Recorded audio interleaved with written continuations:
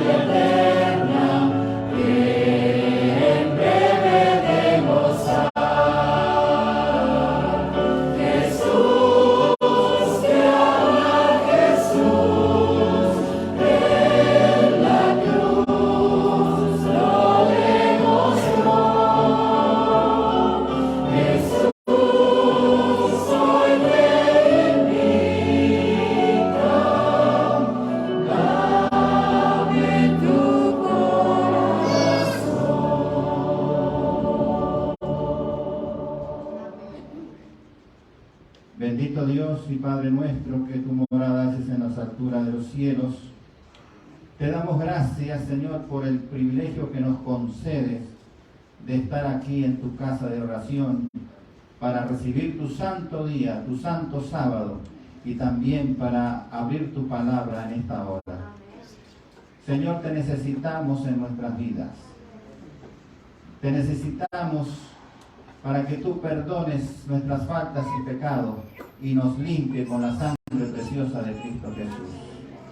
Queremos ser bendecidos, Señor, por ti, y que tú nos ayudes a continuar nuestra preparación espiritual para que cuando tú vengas estemos firmes y listos y preparados para ir a morar contigo por toda la eternidad. Bendice a tu iglesia en esta hora, aquí presente, Señor.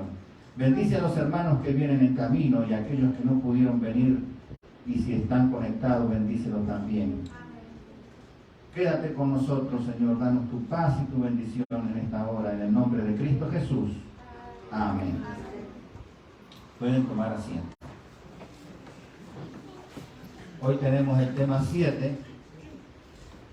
Y hoy vamos a entrar al lugar más santo de lo santo, el lugar santísimo. Como ustedes pueden leer allí, el versículo clave de esta serie es el Éxodo 25:8, donde Dios le dice a Moisés: harán un santuario para mí y habitaré en medio de ellos. Ahí ustedes pueden notar el gran amor de Dios para con su pueblo, para con su iglesia.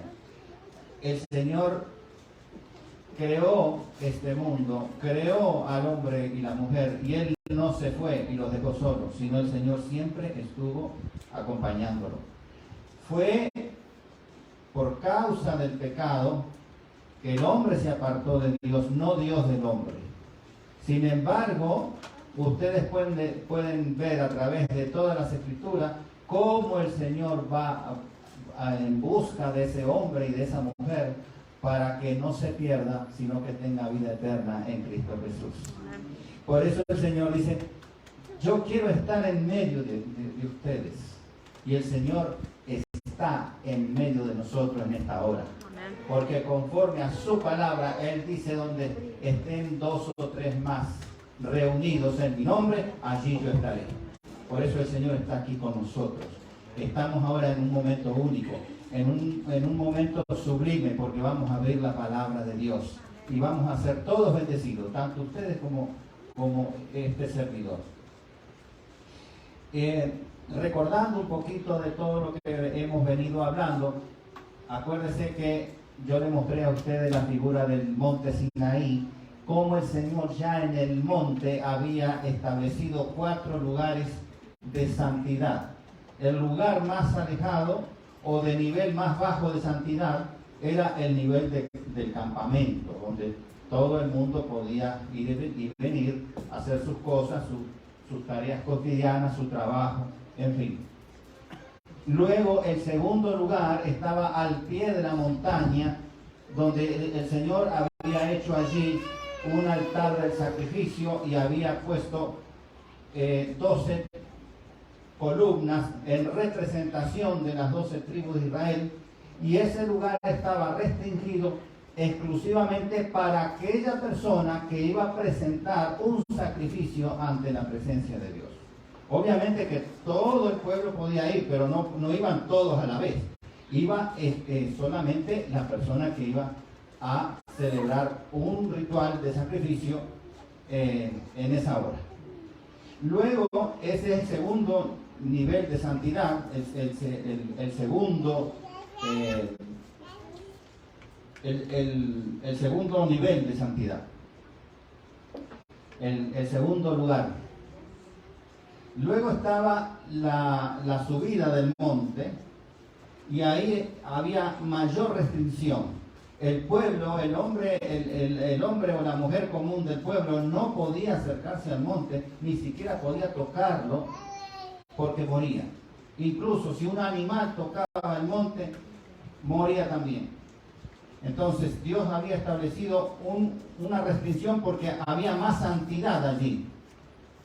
Y el Señor dio la posibilidad de que Moisés, Aarón, que luego fue el sumo sacerdote, el primer sumo sacerdote, sus hijos que fueron sacerdotes, Moisés, Aarón, los hijos y 70 ancianos podían subir por la montaña hasta cierto nivel. Y eso vendría a ser ya un lugar más santo. Y finalmente la cima del monte estaba restringida y solamente podría subir allí Moisés, porque él iba a estar ante la misma presencia de Dios. Y en el santuario eso lo vemos así claramente también, porque en primer lugar ustedes ven allí todas las carpas que hay alrededor del santuario. Ese es el nivel más bajo de santidad o el primer lugar. ¿Ves? Pero ya entrando al atrio y llegando hasta allí, hasta el altar del sacrificio, donde está la figura que sale humo, ese es el altar del sacrificio, ahí tenemos el segundo lugar. Cualquier persona del pueblo del campamento podía entrar, pero no todos a la vez, sino solamente el que iba a presentar un sacrificio ante Dios. Pero esa persona del campamento solamente podía llegar al segundo lugar de santidad, hasta el altar del sacrificio. Del altar del sacrificio en adelante, hasta entrar al lugar santo, solamente estaba restringido para los sacerdotes, obviamente el sumo sacerdote también, y para los levitas. Ellos sí podían entrar más allá del altar del sacrificio, pero solo hasta el lugar santo. Ese es ya tenía mayor restricción, mayor santidad que los otros dos lugares anteriores, porque estaba restringido para un grupo exclusivo. Pero el lugar santísimo, que es el que vamos a desarrollar hoy, solamente podía entrar el sumo sacerdote. Y no podía entrar cualquier día. Solamente podía entrar un solo día al año. Todo eso lo vamos a ver. Y el sumo sacerdote, cuando entraba, ustedes si no recuerdan, yo les recuerdo ahorita, que en la vestimenta del sumo sacerdote tenía campanitas en su vestimenta, porque el pueblo que estaba en ese día especial, que es el Yom Kippur, el día del perdón o el día de la expiación, el pueblo estaba rodeando todo el santuario y en sumo silencio, en oración, concentrado con su mente y su corazón en Dios y en todas las cosas que el sumo sacerdote iba a hacer adentro del lugar santísimo. Y cuando el pueblo oía las campanitas, significaba que el sumo sacerdote estaba oficiando bien, no tenía ningún problema. Pero si dejaba de escuchar las campanitas, eso significaba que el sumo sacerdote murió ante la presencia de Dios, porque él se presentó con pecado. Y él tenía que presentarse completamente limpio, sin pecado. Por eso al sumo sacerdote se le ataba, no sé cómo le llaman en México, pero un mecate, una cuerda en el pie larga, cosa que si él caía muerto, las personas, los levitas desde el lugar santo, lo podían jalar y sacarlo fuera del lugar santísimo. O si no, usaban una vara larga que tenía como un gancho, como una especie de U en la punta, y entonces con eso enganchaban al sumo sacerdote y lo jalaban en caso de que moría. Y eso era muy triste para el pueblo, porque ese era el día de la limpieza de pecado, el día de borrar los pecados, el día de la expiación de los pecados. Los pecados se fueron confesados y fueron registrados en el velo ante la presencia de Dios, pero todavía no han sido borrados.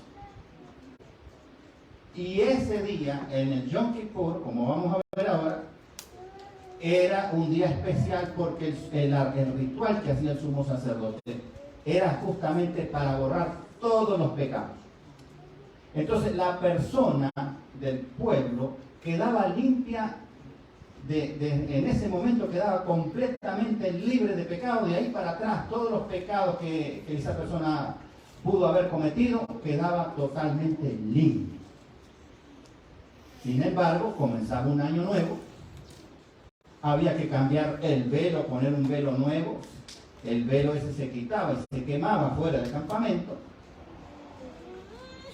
Y comenzaba un año nuevo.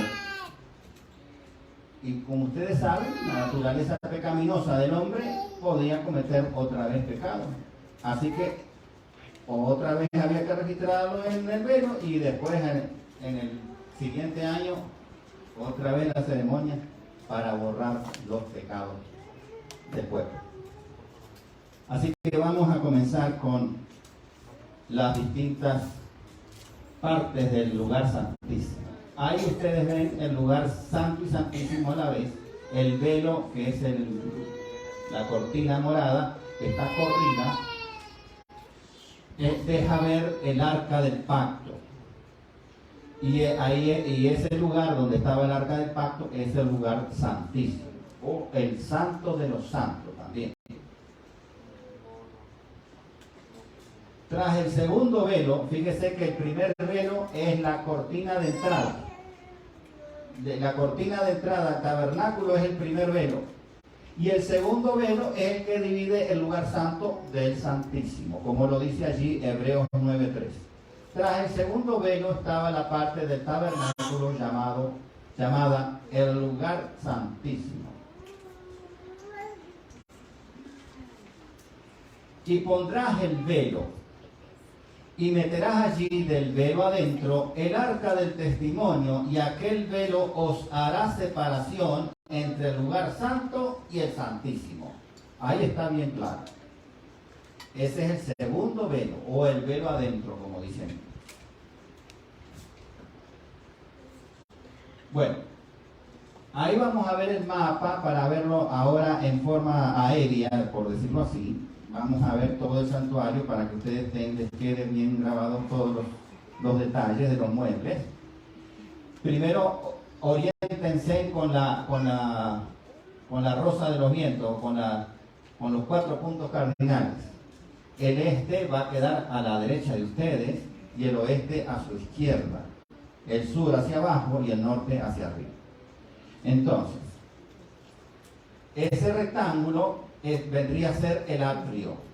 El atrio tenía solamente una entrada y la entrada al atrio, como habíamos dicho de un principio, quedaba hacia el este, porque los adoradores del sol miraban al sol hacia el este. Y los verdaderos adoradores de Dios, al entrar al atrio, le estaban dando la espalda al este. Le estaban dando la espalda al sol, porque ese no es el verdadero Dios. Y entonces el frente se lo estaban dando al verdadero Dios que estaba hacia el oeste.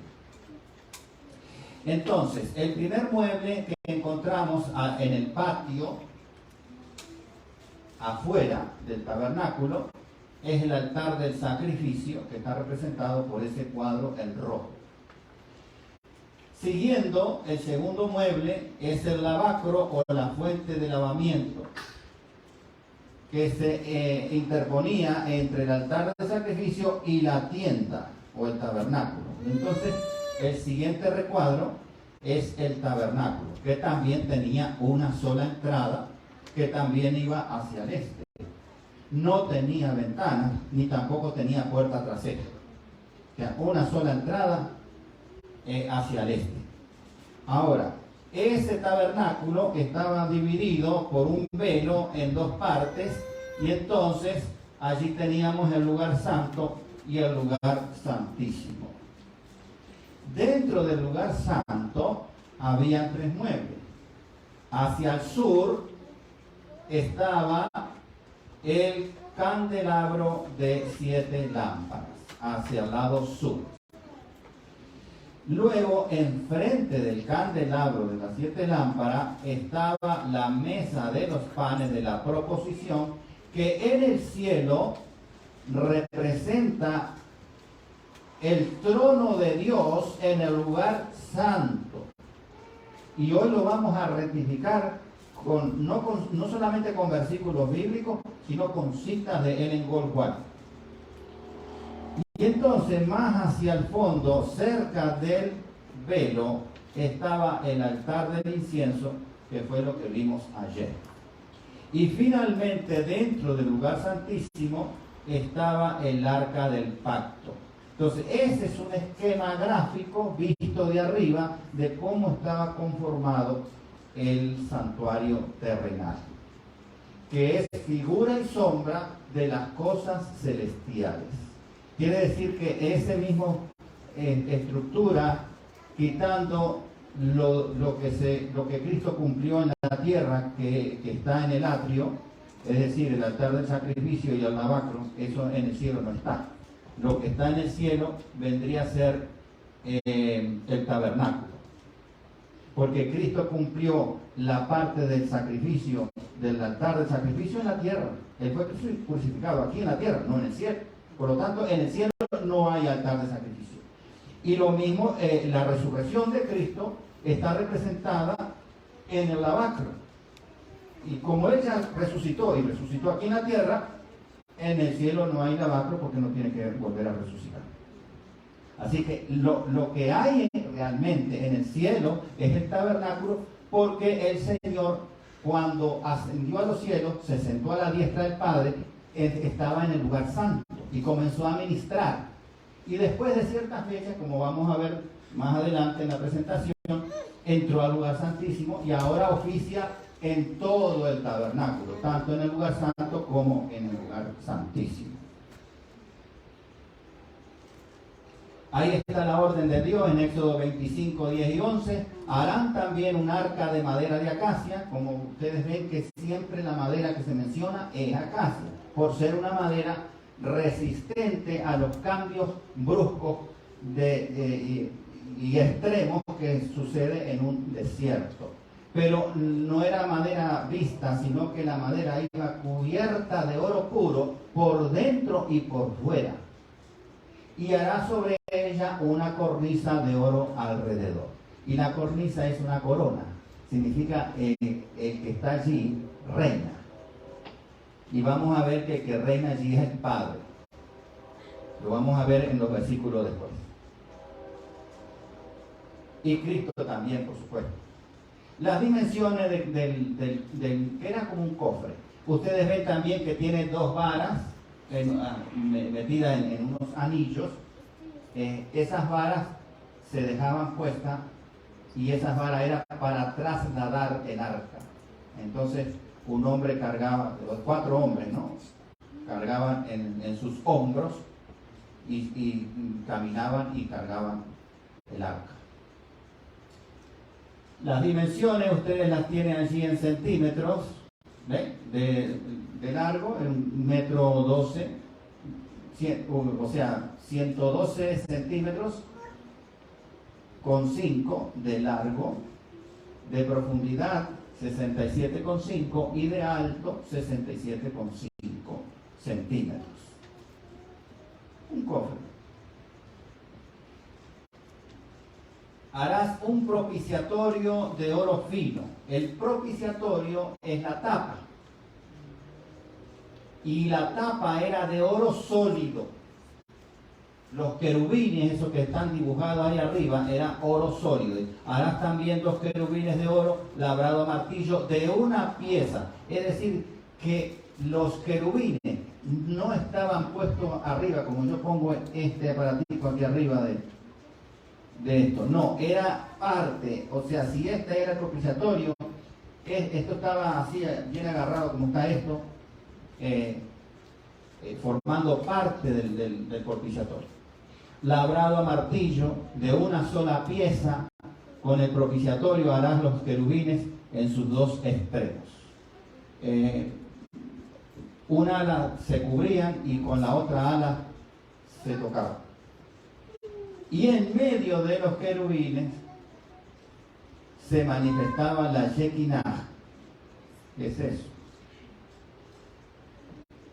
La Shekinah, es decir, la presencia sobrenatural de Dios. O sea, había una luz sobrenatural y eso era la presencia de Dios en el lugar santísimo.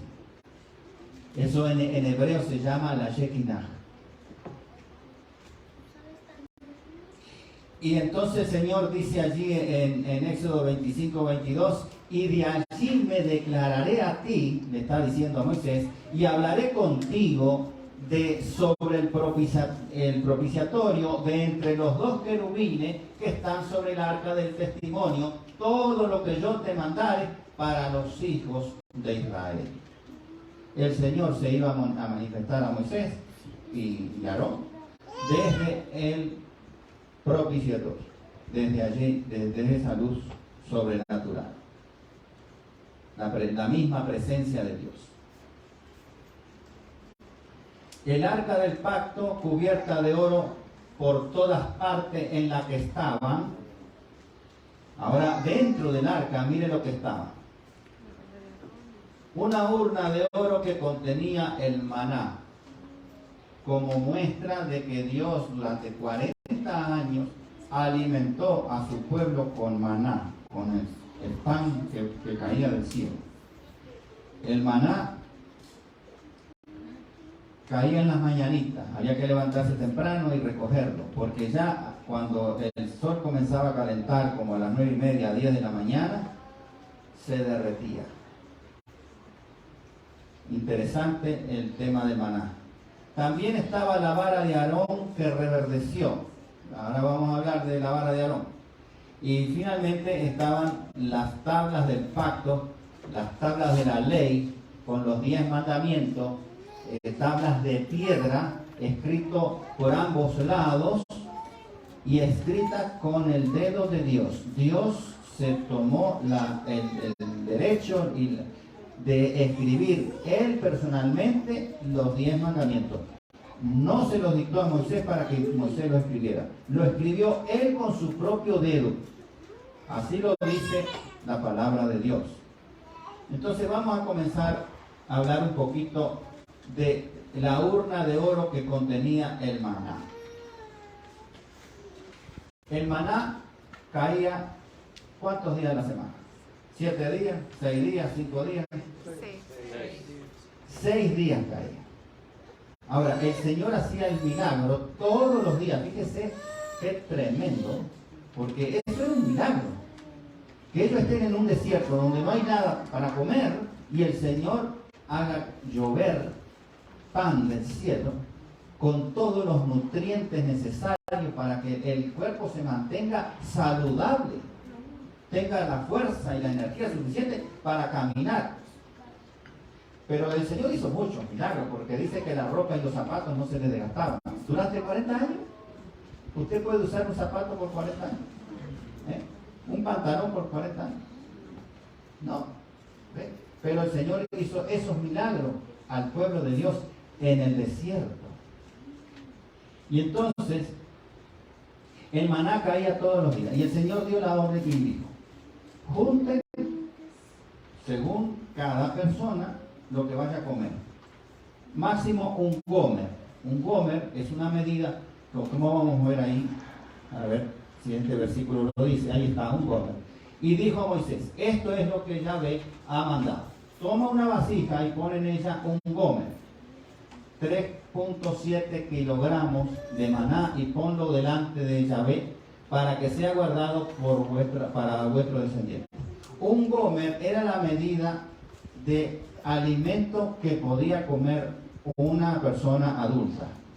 Un gomer, 3.7 kilogramos. Obviamente que esos 3.7 kilogramos era para comerlo durante todo el día, las 3 comidas: desayuno, almuerzo y cena. Un gomer.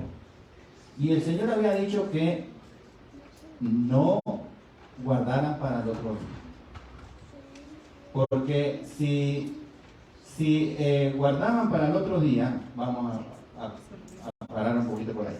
Si ellos guardaban para el otro día, el maná se echaba a perder, se descomponía, producía gusanos, olía feo, no se podía guardar.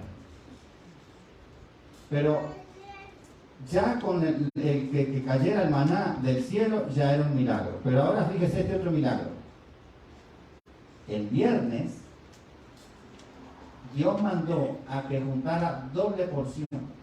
En el día de preparación para el Shabbat tenían que juntar doble preparación, doble porción, porque era el día de preparación. Y el maná que caía el viernes no se echaba a perder para el otro día. Es decir, ellos se comían un gomer en el día viernes y el otro gomer lo dejaban para el Shabbat. Tremendo milagro. Pero en Shabbat no caía nada de maná. Y había gente incrédula que no le hacía caso a Dios y en la semana juntaba doble porción, y ¿qué pasaba el otro día? Estaba putrefacto, tenía gusano, olía feo, lo tenía que botar, no se podía comer. E incluso habían otros que no creían en el Señor y el sábado salían a buscar maná, no encontraban absolutamente nada porque no caía. Así que el Señor hacía 3 milagros. Caía maná todos los días. El viernes caía un maná especial que se podía guardar para el otro día. Y el sábado no caía. Aquí vemos con el maná otra exaltación del Shabbat. En el santuario el Shabbat está exaltado en el sacrificio doble sacrificio. 2 corderos en la mañana, 2 corderos en la tarde, en el Shabbat. Los demás días era un cordero en la mañana y un cordero en la tarde. en la mesa de los panes de la presencia, los panes eran cambiados cada Shabbat. Toda la semana se mantenía ese pan sin ningún problema, no se descomponía porque era pan sin levadura. Y entonces se podía dejar afuera. Ustedes pueden hacer la prueba. Ustedes pueden hacer una galleta sin levadura y la dejan afuera de la nevera y ustedes van a ver que no se echa a perder. Pero si ustedes dejan el pan afuera de la nevera, el pan que compran en la panadería, ya se pone rancio después. ¿Por qué? Porque tiene levadura. Pero sin levadura no se pone mal. Y entonces el sábado se cambiaban los panes, se comían los panes de la semana anterior y se presentaban panes recién fresquecitos. Otro elemento para exaltar el Shabbat, y con el maná también se exaltaba el Shabbat, el día del Señor, el verdadero día. ¿Y qué representa el maná? Ahí lo dice claramente: yo soy el pan vivo que descendió del cielo. Cristo es el pan vivo que descendió del cielo. Por eso Él dice que yo soy el pan de vida. Si alguno comiere de este pan, vivirá para siempre, y el pan que yo le daré es mi carne, la cual yo daré por la vida del mundo. ¿Ve? Y ya nosotros estudiamos que la carne de Cristo no es la carne a nivel físico, estamos hablando a nivel espiritual, representa la palabra de Dios. Esa es la carne. ¿Ven? Y la sangre es la doctrina de Cristo. Eso ya lo habíamos visto.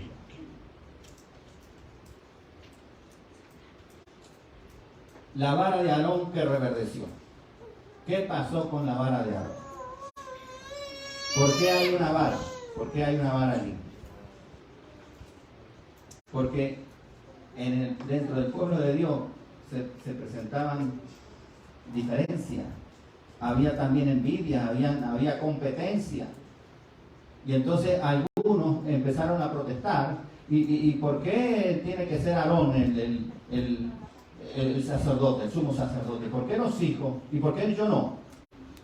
¿Por qué eligen a aquel como anciano y a mí no me eligen como anciano? ¿Pasa eso en esta iglesia? No, yo creo que en esta iglesia no pasa eso, ¿no? Nadie se queja si no lo ponen en la posición que uno quería. Bueno, allí había ese problema. Y entonces comienzan a reclamarle a Moisés. Pero Moisés, ustedes le dan preferencia a ustedes están haciendo discriminación, eligen a él y a mí no me eligen, a nosotros no nos eligen. ¿Qué pasa? Y Moisés trataba de explicarle, no, pero es que no soy yo el que elige es Dios. No, eso no es verdad, eres tú. Y entonces había una riña, había un problema, había una diferencia. Entonces Moisés, ¿qué hace? ¿Qué es lo que nosotros debemos hacer siempre cuando tenemos en medio de una tormenta, en medio de un problema, en medio de una diferencia en nuestra familia o en nuestro trabajo? ¿Qué es lo primero que nosotros debemos hacer? ¿Ir a dónde? Ir a Dios en oración y ponerle ese problema en las manos del Señor para que el Señor obre. Y entonces el Señor le dijo a Moisés que cada tribu consiga una vara, un palo seco, una vara, y le ponga el nombre en cada vara y la ponga en el tabernáculo ante la presencia de Dios, las 12 varas en representación de las 12 tribus de Israel. Y véngase mañana. Ahora, fíjese el tremendo milagro que hizo el Señor. Ustedes para por ejemplo, una higuera, yo sé que la mata de higo crece cortando una ramita. Ustedes agarran una higuera, una planta de higos, le cortan una rama pequeña, la siembra, esa rama tiene que estar verde. La siembra, comienzan a echarle agua, a cuidarla bien, y cuando quiera cortar, eso se hace un árbol tan grande como de donde salió. Pero este era un palo seco, es otra cosa. ¿Y qué pasó al otro día cuando Moisés fue a ver? Aquí lo dice el versículo. Al día siguiente, porque miren, para que un árbol crezca tiene que pasar unos cuantos días o meses. Pero aquí es al día siguiente. Vino Moisés al tabernáculo del testimonio y he aquí que la vara de Aarón, de la casa de Leví, de la tribu de Leví, había reverdecido. O sea, el palo seco se puso verde, como que recién cortado de un árbol verde. Pero aparte de haber reverdecido, echó flores. 2, 3, arrojó brotes, o sea, renuevos son brotes. Y 4, produjo fruto, produjo almendras. De la noche a la mañana. Tremendo milagro. Y no estaba plantado en tierra. Que es el otro punto. Porque para que un árbol crezca, usted tiene que plantarlo en la tierra. Primero tiene que arrancarlo verde, plantarlo en la tierra, echarle agua y esperar unos cuantos días o meses para que comience a crecer. Pero este no estaba plantado en tierra, era un palo seco y reverdeció, echó flores, echó fruto y echó brotos. Tremendo milagro. ¿Qué más había dentro del arca? Estaban las tablas del pacto. Las tablas del pacto, Dios se las dio a Moisés. Dios le pidió a Moisés que subiera a la cima del monte. Y Moisés subió y estuvo 40 días y 40 noches con Dios, ante la presencia de Dios. Y dice que su rostro se iluminó tremendamente, que las personas del pueblo no podían mirar, y él tuvo que ponerse un velo porque iluminaba demasiado, porque estuvo ante la presencia de Dios. Y él venía bajando con las tablas de los 10 mandamientos y ve al pueblo de Dios que ya había hecho tantos milagros para traerlo ahí al monte de Sinaí. Lo sacó con mano poderosa de Egipto, abrió el mar rojo, peleó contra los enemigos y los venció, y ellos cruzaron, no murió ninguno.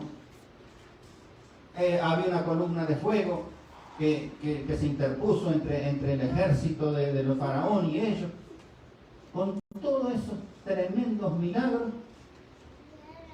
ellos dijeron: no, nuestro Dios es el de Egipto. Y en Egipto adoraban a la vaca, al toro. Y entonces hicieron un toro y comenzaron a danzar ahí, a bailar.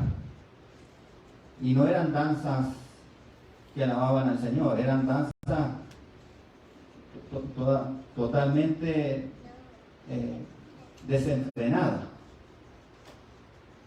Y entonces cuando Moisés ve que el pueblo de Dios desenfrenado, gritando, enloquecido, danzando alrededor del becerro de oro, él agarra y dice: ustedes están tan mal, están tan salidos de camino, que ustedes no se merecen la santidad de Dios. Y agarra las tablas y las avienta y las rompe. Y fíjese que Dios no le llamó la atención a Moisés por eso, porque Moisés actuó correctamente bien, estaba en lo correcto. Ahora, había una tribu que no participó, que se retiró y no participó de ese desenfreno. ¿Qué tribu era esa? La tribu de Leví. Por eso los levitas son los más consagrados a Dios y son los encargados de custodiar el santuario, de trabajar en el santuario, y de los levitas salían los sacerdotes. Y por eso Aarón, que era el jefe de la tribu de los levitas, era el sumo sacerdote, y sus hijos los sacerdotes. Y eso quedó para siempre. Durante 1600 años aproximadamente, antes de Cristo, o hasta Cristo, hasta después de Cristo, porque el templo fue destruido en el año 70 después de Cristo, y Cristo murió en el año 34. En el año 31 después de Cristo. Entonces, durante todo ese tiempo, todos los sumos sacerdotes tenían que ser de la tribu de Leví. Por ese problema que hubo allí, al pie del monte Sinaí. Y Dios dio a Moisés, cuando acabó de hablar con él en el monte Sinaí, 2 tablas del testimonio, tablas de piedra escritas con el dedo de Dios. Dios escribió los 10 mandamientos. Los 10 mandamientos representan el carácter de Dios. Por lo tanto, Dios se tomó toda la autoridad y la exclusividad de escribir los mandamientos. En aquel tiempo Yahvé me dijo: lábrate 2 tablas de piedras, porque después que rompió las tablas de piedra y murieron una cantidad, porque Moisés dijo: bueno, los que están por el verdadero Dios vengan para este lado, y los que están con el becerro de oro para allá. Y entonces se apartaron, se hizo una división. Muchos se arrepintieron y vinieron, los levitas obviamente ya estaban de este lado, y muchos de las otras tribus se arrepintieron y vinieron para este lado, pero un grupo rebelde dijo: no, nuestro Dios es el becerro de oro. ¿Qué pasó después de ahí? Se abrió la tierra y los tragó a todos. Y después que Dios hizo esa tremenda demostración, entonces Dios le dice a Moisés esto que está aquí en Deuteronomio 10, del 1 al 5. En aquel tiempo Yahvé me dijo: lábrate 2 tablas de piedras como las primeras y sube otra vez a mí. Entonces, y Dios, fíjese que la segunda vez, Dios la escribe por segunda vez con su dedo.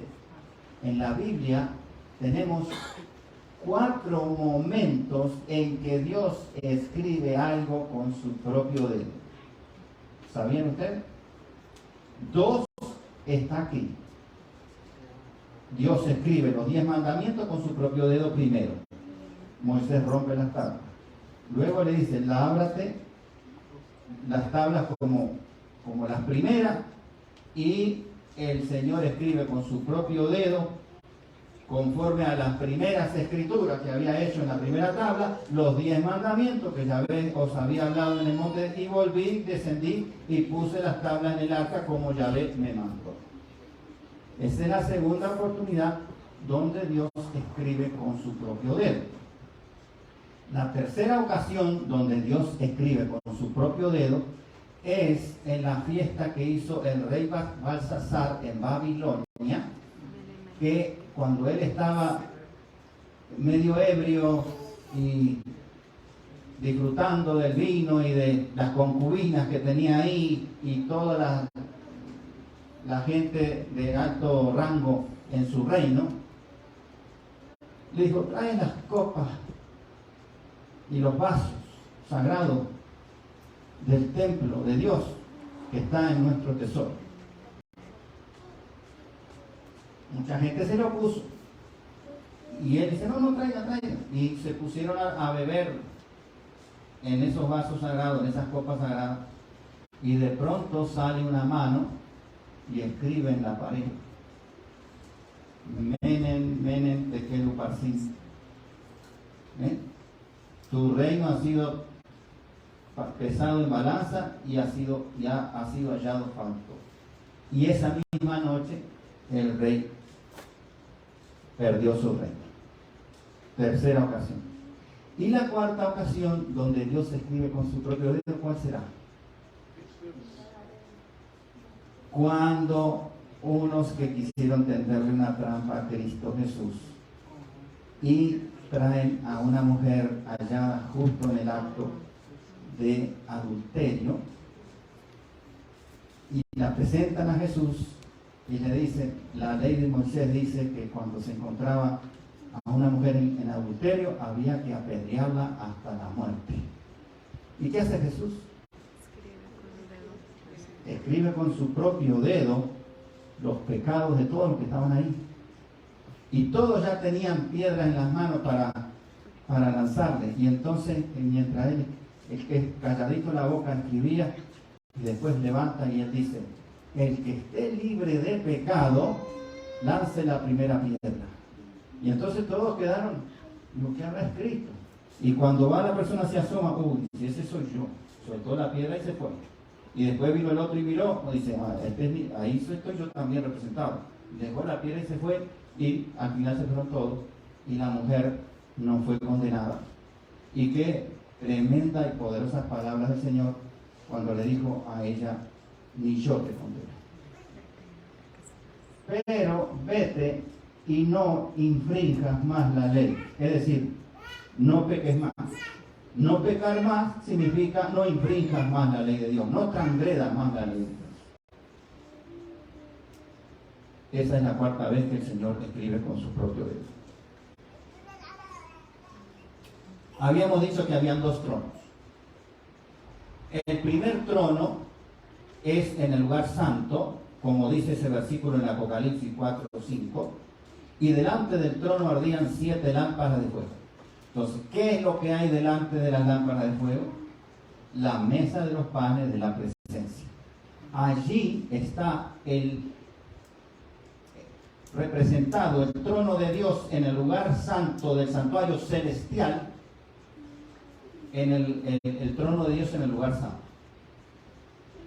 El segundo trono es el altar de oro que estaba delante del trono, dice. El altar de oro estaba delante de ¿qué? Del arca del pacto.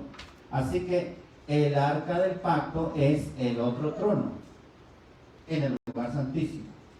En el lugar santo, la mesa de los panes representa el trono del lugar santo. Y en el lugar santísimo, el arca del pacto representa el trono de Dios en el lugar santísimo. Y esta cita de Ellen G. White lo corrobora.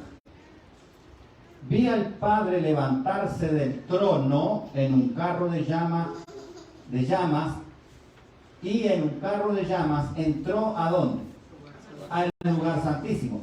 Quiere decir que si entró al lugar santísimo, ¿en dónde estaba primeramente? En el lugar santo. Así que en el lugar santo había un trono. Ahí lo dice. Es decir, vi al Padre levantarse del trono y en un carro de llamas entró al lugar santísimo. Quiere decir que si estaba en el lugar santo, estaba en un trono, se levanta y se va al lugar santísimo, al interior del velo, y se sentó.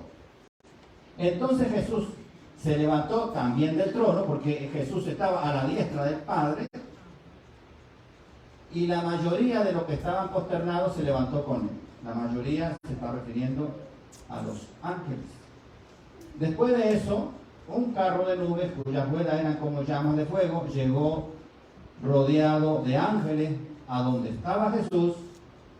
Él entró en el carro y fue llevado al lugar santísimo, donde el Padre estaba sentado. Allí contemplé a Jesús, el gran sumo sacerdote, de pie delante del Padre. ¿Cuándo sucedió esto? ¿En qué momento histórico pasó este acontecimiento? Esto pasó al final de la profecía de las 2300 tardes y mañanas, o mejor dicho, los 2300 años. Y esos 2300 años nos llevaba a el año 1844, que ahora en breve vamos a hablar un poquito de eso. Pero antes de eso yo quiero hacerle una pregunta. ¿Había algo más en el lugar santísimo? En el lugar santísimo está el arca del pacto, y dentro del arca del pacto había 3 cosas. Una copa con un gomer de maná, la vara de Aarón que reverdeció, y las tablas de piedra. ¿Había algo más en el lugar santísimo? Ustedes que han estudiado algo de esto, ¿recuerdan haber estudiado algo más dentro del lugar santísimo? ¿No? ¿No vieron? ¿No lo vieron? Pues entonces hoy van a aprender que sí había algo más. Y aquí se lo voy a demostrar con los versículos. Y cuando Moisés acabó de escribir las palabras de la ley en un libro hasta concluirse, ¿pero cómo? ¿Acaso no fue Dios que escribió la ley con su propio dedo en tabla de piedra? ¿Y cómo acá dice que Moisés escribió la ley en un libro? No dice tabla de piedra, dice en un libro. Ah, pero es que es otra ley. La ley moral, que es la ley de los 10 mandamientos, está escrita por Dios con su propio dedo en tablas de piedra. Pero también existe lo que se llama la ley mosaica, la ley de Moisés, que rige cuestiones civiles. Eso el Señor lo escribió, Moisés lo escribió porque Dios se lo fue dictando y lo escribió en un libro. Pero aparte de esa ley, escribió la ley que regía todo el servicio del santuario. Que, por ejemplo, que el servicio continuo debería ser 2 corderitos, uno en la mañana, otro tarde, que los sábados tenía que ser el sacrificio doble, que las fiestas judías son 7 y que en cada fiesta judía se tenía que sacrificar tantos animales, así, que cada luna nueva o novilunio, cada principio de mes, que era el principio de la luna nueva, también se tenía que celebrar una fiesta y tenía que hacerse tal y cual sacrificio, que si un juez o un sacerdote cometía pecado, para limpiar su pecado, él tenía que presentar un toro. No podía presentar un corderito, tenía que presentar un toro, porque él, según el cargo que él tenía. Pero si era una persona común del pueblo, podía presentar un corderito, un chivito, un carnero, un macho cabrío. Y si era pobre, podía presentar 2 palomitas, 2 palominos, 2 tórtolas, o una ofrenda de harina. ¿Ves? Entonces, esa ley que se llama la ley ceremonial, esa ley la escribió Moisés en un libro. ¿Y qué pasó después de haberla escrito en un libro? La escribió hasta concluirse. Y Moisés le dio órdenes a quienes, a los levitas, los que llevaban el arca del pacto de Yahvé, diciendo, fíjese, esto es muy importante, ¿qué le dijo? ¿Qué le dijo Moisés? Tomad este libro de la ley y ponerlo al lado del arca. Esa ley no iba dentro del arca, iba al lado del arca, iba en el lugar santísimo, pero no adentro del arca, iba al lado del arca. Eran rollos como los rollos que le mostré en la figura anterior. Permítame ir para atrás un momentico para que, ¿ve? Eran rollos así, hechos de piel de cabra, de carnero, y ahí se escribía y se enrollaba, se hacía un rollo. Ese era un libro. Eso se ponía afuera del arca, pero dentro del lugar santísimo. Ahí lo dice el versículo de Deuteronomio 31:26. Tomad este libro de la ley, ponerlo al lado del arca del pacto de Yahvé, vuestro Dios, y esté allí por testigo contra ti. Esto es muy importante. Miren en dónde lo dice. Deuteronomio 31:26. ¿Por qué esa ley ceremonial estaba contra el pueblo de Dios? ¿Por qué? Porque la ley ceremonial le estaba diciendo al pueblo, ustedes son pecadores. Y ustedes así no pueden estar ante la presencia de Dios, ante mi presencia, dice el Señor. Ustedes no pueden estar. Ustedes tienen que expiar esos pecados, ustedes tienen que transferir esos pecados y hacer estos ceremoniales que están escritos aquí para que ustedes estén limpios de pecado y puedan estar ante mi presencia. Por eso estaba en contra del pueblo de Dios. Porque le estaban diciendo, ustedes son pecadores. Ahora bien, fíjese ahora este detalle. Y aquí, lamentablemente, el cristianismo se divide. Pero gracias a Dios, que el Señor, nuestro Dios, creó la iglesia adventista. Una iglesia en un momento profético, para levantar todos aquellos mandamientos y aquellas palabras que habían sido pisoteadas por el enemigo a través de engaños y de falsa doctrina. Y el Señor nos dio un mensaje poderoso, un mensaje tremendo a cada uno de nosotros, pero también nos dio una gran responsabilidad, porque nosotros tenemos que poner en alto la palabra de Dios. Y eso lo tenemos que hacer en nuestras vidas. Es una responsabilidad enorme, pero también es un gran privilegio, porque el Señor nos escogió a nosotros, te escogió a ti. Tú eres un pueblo adquirido por Dios. Eres parte del pueblo escogido. Eres parte de la nación santa del Señor. Y eso es un tremendo privilegio, una gran bendición de Dios. Entonces, aquí se divide, en este versículo, en Colosenses 2:14, se divide el cristianismo. Porque ¿qué dicen los otros cristianos? Es que la ley fue clavada en la cruz. Ahí lo dice, miren, leen lo que dice ahí. Ahí dice, anulando el acta de los decretos. Ahí no dice ley, dice decreto. Aunque un decreto es también una ley, pero les voy a dar una explicación ahorita. Anulando el acta de los decretos que había contra nosotros, que nos era contraria, quitando en el medio y clavándola en la cruz. ¿Ves? La ley está clavada en la cruz, no tenemos que guardar la ley, porque la ley está clavada en la cruz. Así dicen los cristianos de otras denominaciones. ¿Y saben por qué dicen eso? Porque no conocen el santuario. Porque no estudian el santuario.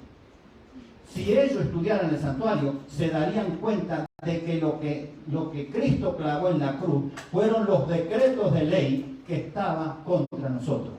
Y la ley de Dios, la ley moral de Dios, nunca estuvo contra nosotros. Porque si ustedes van al Nuevo Testamento y Pablo dice, porque la ley es santa, es buena, es pura.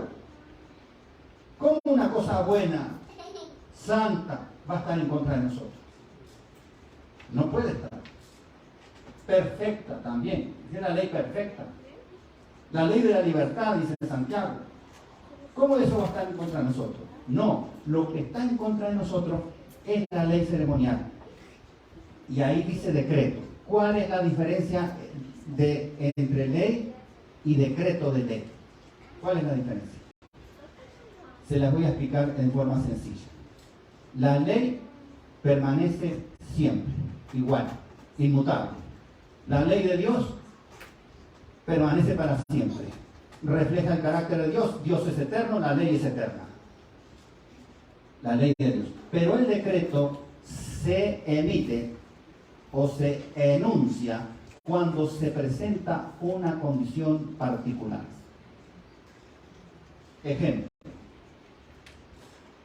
Se presentó la pandemia. Y el gobierno decretó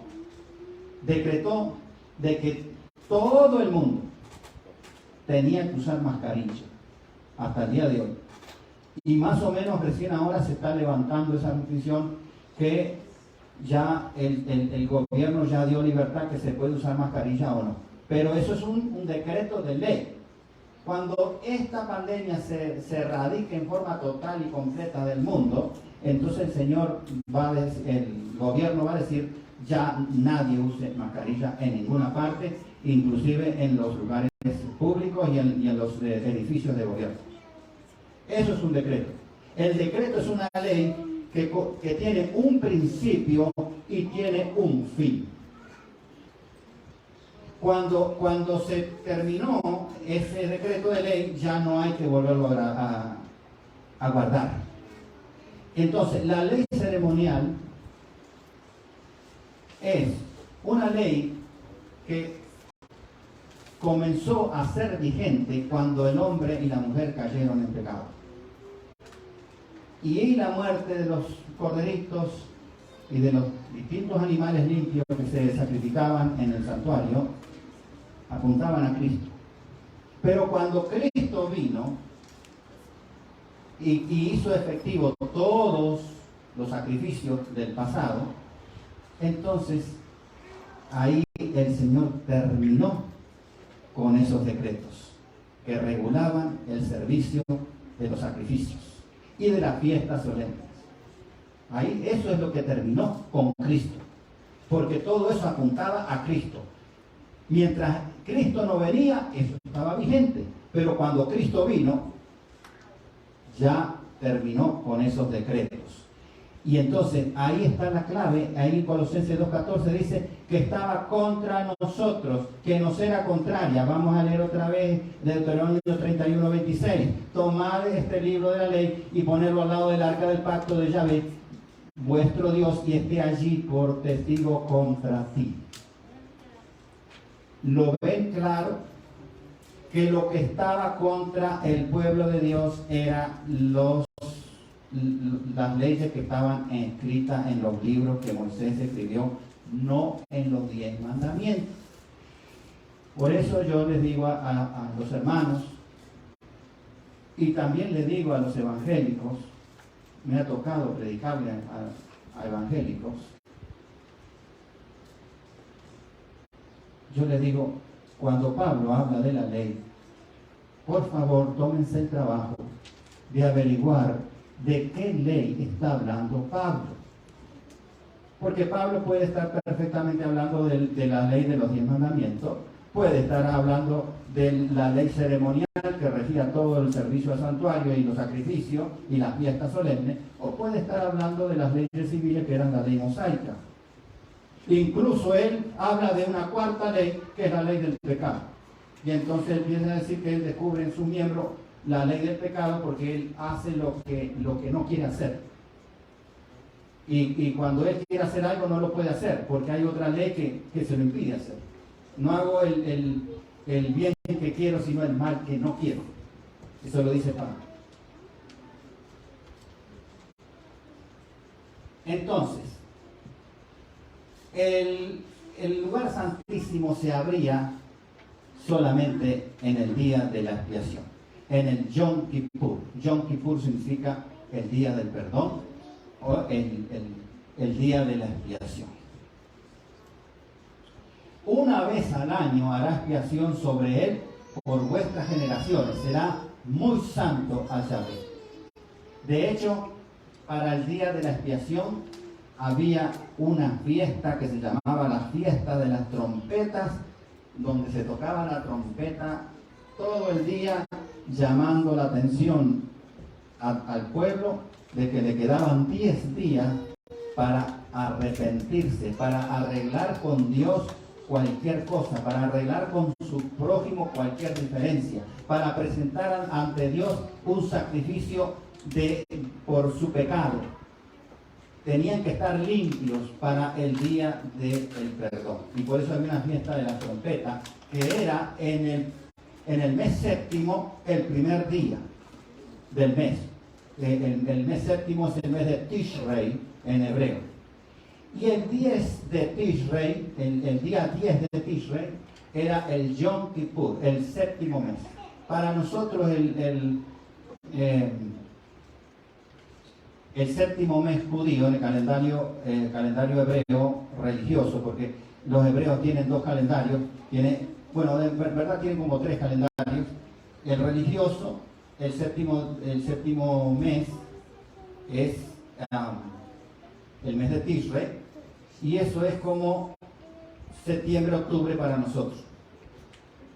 ¿Ven? Pero en el año civil judío, el mes de Tishrei es el primer día del año. Y entonces ellos tienen, en la fiesta de la trompeta, tienen el nuevo año, el año nuevo judío, el Rosh Hashanah, que tienen ellos. Bueno, sigamos. ¿Qué se hacía en el Yom Kippur? En el Yom Kippur Dios mandaba a que se presentaran 2 machos cabríos, ahí más o menos tienen 2 machos cabríos que se parecen, y esos 2 machos cabríos se tenían que presentar ante el Señor, tenían que cumplir todos los requisitos que ellos pedían, no tenían que tener defectos, tenían que ser de cierta edad, no tener ningún defecto, y tenía que ser macho cabrío, no podía ser un cordero, no podía ser un toro, no, tenían que ser 2 machos cabríos como está presentado ahí. ¿Qué hacían? ¿Por qué eran iguales? Se echaban suerte, uno era para Dios, para Yahvé, y el otro era para Sasé. Ahora, ¿por qué eran iguales? ¿Por qué eran iguales? ¿Por qué tenían que ser iguales?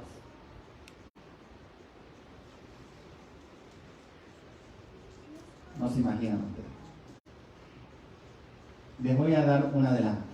Cuando Cristo vino en la tierra y se encarnó, y eso lo dice Isaías,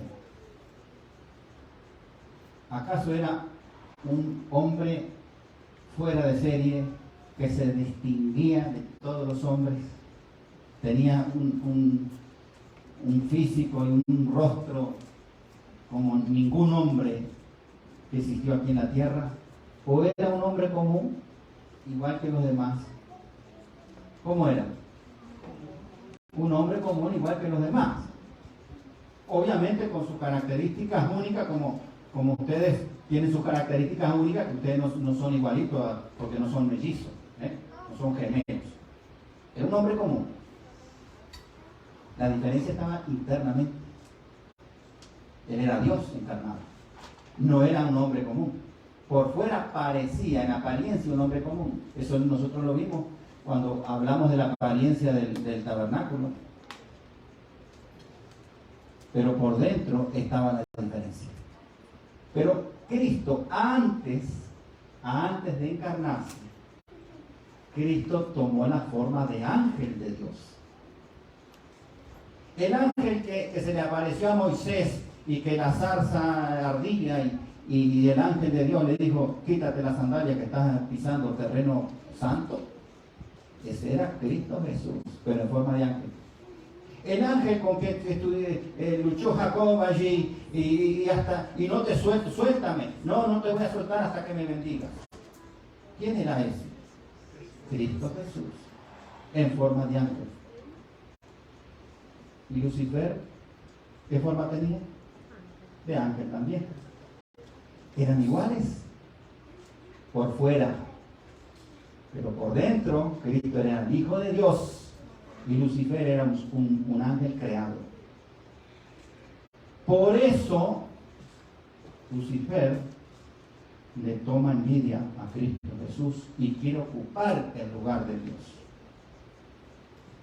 La misma problema que yo le expliqué recién con Aarón, que se armó ese lío. ¿Y por qué Aarón y por qué no nosotros? ¿Por qué Aarón tiene que ser sumo sacerdote y por qué no yo?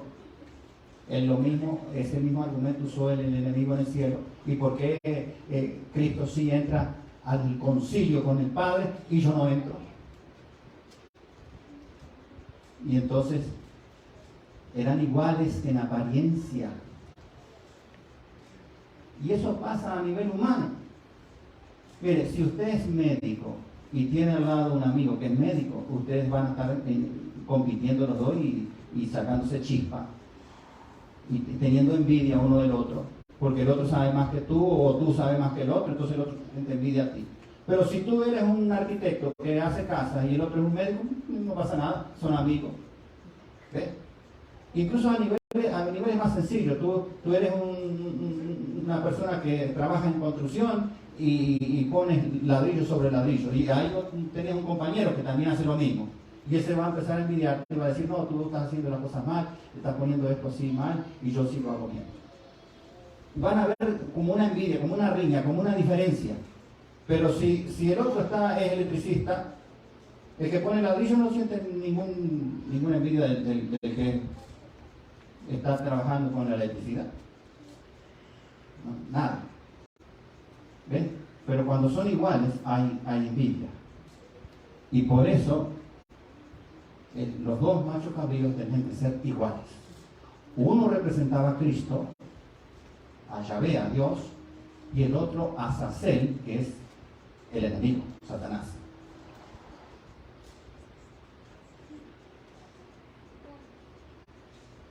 Entonces se echaba suerte en esos dos animalitos. El que era por Cristo se sacrificaba, y con esa sangre se hacía toda la purificación, el ritual de purificación, que yo no lo puedo explicar ahora porque es muy largo, dentro del santuario. Pero antes de que se sacrificara el macho cabrío, el sumo sacerdote tenía que hacer un sacrificio especial por él y por su familia, sacrificando un toro. Y con el toro tenía que entrar al lugar santísimo para él estar limpio y preparado y entonces comenzar con el servicio de expiación. Y para el servicio de expiación se mataba el macho cabrío. ¿Cuándo se hacía esto? Un día al año. ¿En qué día? En el día 10 del mes de Tishri, el séptimo mes del calendario religioso judío, que corresponde a nosotros septiembre, octubre. Y por eso, ¿qué representa el Yom Kippur? Representa la purificación del santuario. Pero como había una profecía de 2300 tardes y mañanas en Daniel 8:14 que decía que después que pasara eso el santuario sería purificado, ese servicio en el santuario terrenal era una profecía que apuntaba al juicio investigador que comenzó ¿cuándo? 1844. Y en 1844 comenzó en el cielo el gran día de la expiación.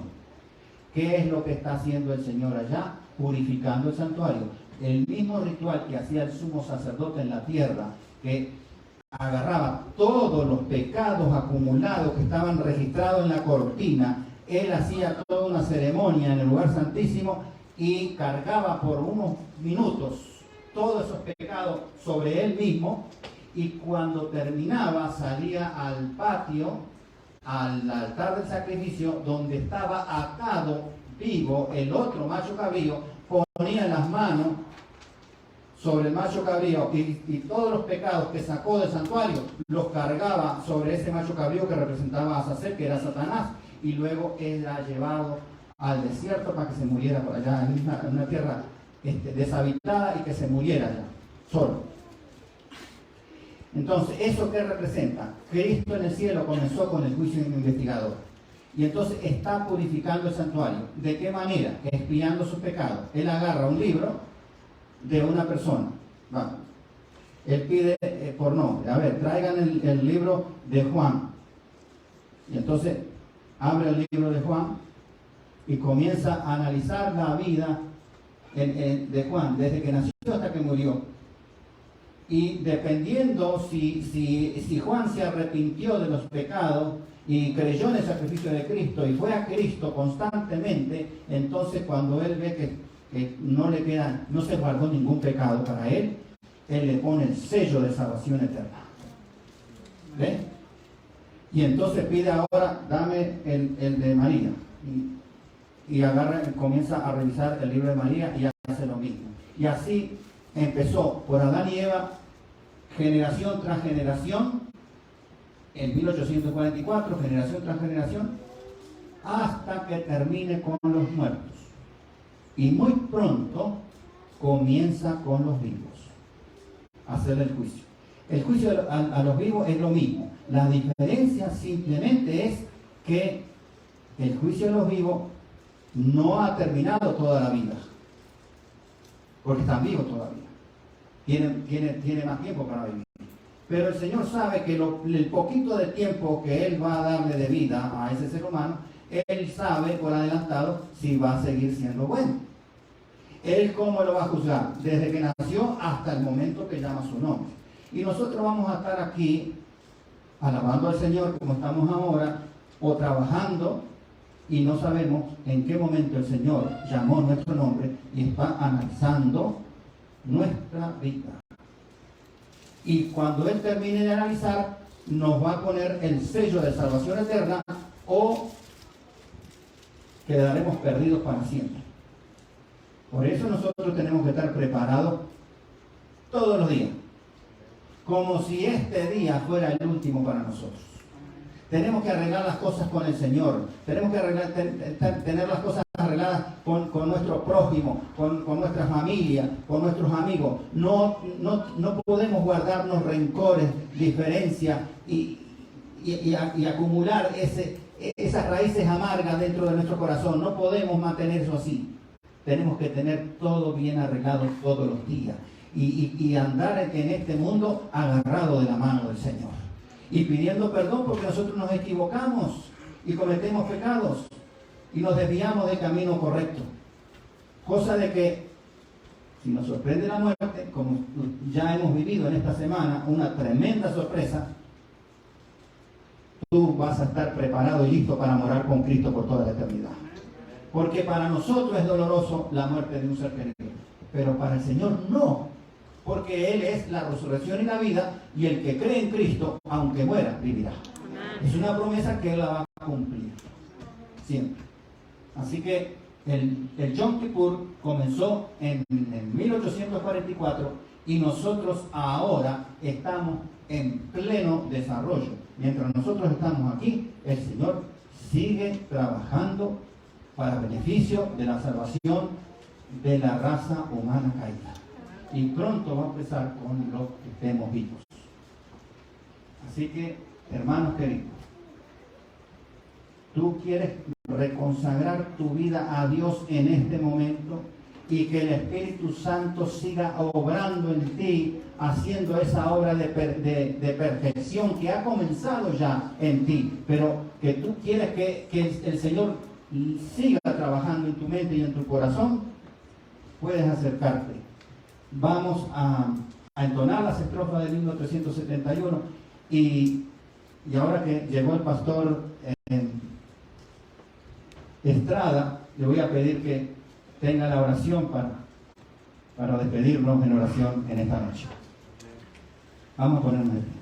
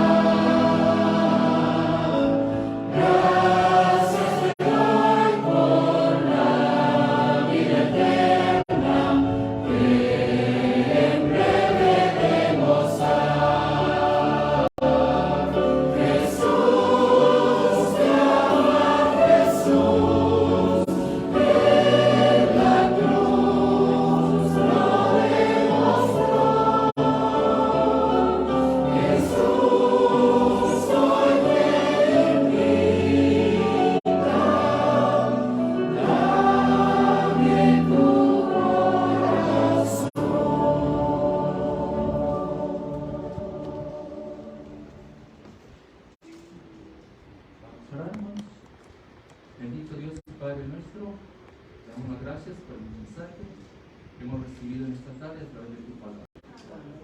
Queremos, Señor, apelar a ese perdón, a esa gracia que está disponible para nosotros hoy en día, puesto que somos tus hijos, tú nos amas, a pesar de las circunstancias tan difíciles, nosotros hemos de mantenernos fieles a ti. Sigue bendiciendo al pastor Héctor Gustavo Rodríguez, que mañana en la exposición de tu palabra al mediodía, así como ha sido durante la semana, de igual manera tu Espíritu Santo obra en él y en cada corazón que esté presente. Amén. Te lo rogamos en el nombre de Jesús. Amén.